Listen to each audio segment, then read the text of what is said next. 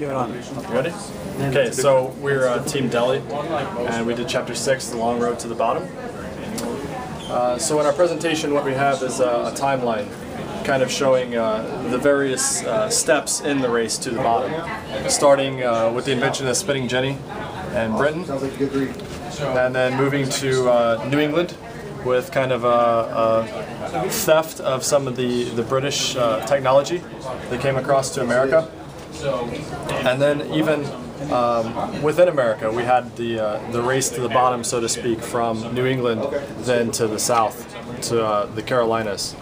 And then came Japan, and the same way that the South was able to beat New England, or the South was able to beat the North, was through basically lower standards of living, worse working conditions, lower wage rates. And that's the same way that Japan was able to come in and then undercut the U.S. And then similarly then we had Hong Kong, Korea, and Taiwan undercutting Japan then. So the race to the bottom continued, and working conditions were even worse, wage rates were even lower. And then today we have China. So this is present day. This is where the race to the bottom is today. So then we connected that to a couple of different concepts that we're seeing today, both nationally as well as locally here in Indiana. So the first, we likened it to Amazon.com, and they're having their own race to the bottom with the sales tax issue. So basically they're taking their business and they're taking their jobs to areas or to states that have agreed not to charge local sales tax on purchases. Of course, Walmart doesn't appreciate that, and they've been lobbying hard. But basically what we've seen is, as states have decided that they're going to jump in and start collecting sales tax, then Amazon will move their business to the next state who's still not willing to collect sales tax. And Indiana happens to be one of the front runners for that race to the bottom, because we don't start collecting tax until January of 2014. So Amazon has brought a lot of facilities here and hired a lot of Indiana workers. And then we also have the right to work portion, which I'll turn over to Dee to explain. Did the research on that. Sure.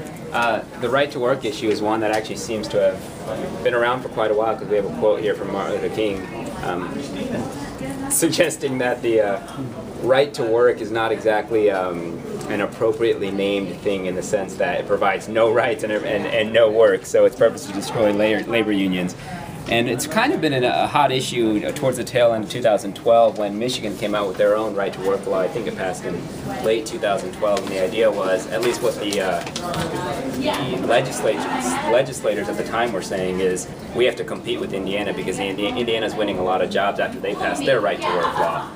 So Michigan passed their own version, which obviously in Michigan, which is such a union-heavy state, that caused a lot of uproar and protests and so on. So where it kind of ties back into some quotes from the president is, he says, we don't want to race to the bottom, we want to race to the top. America's not going to compete based on low skills, low wage, or no workers' rights. That's not our competitive advantage. And I think most interesting of anything, he says, there's always going to be some other country that's going to treat its workers even worse. And so a few questions that we thought were worth asking is the race to the bottom a good thing for overall economic development?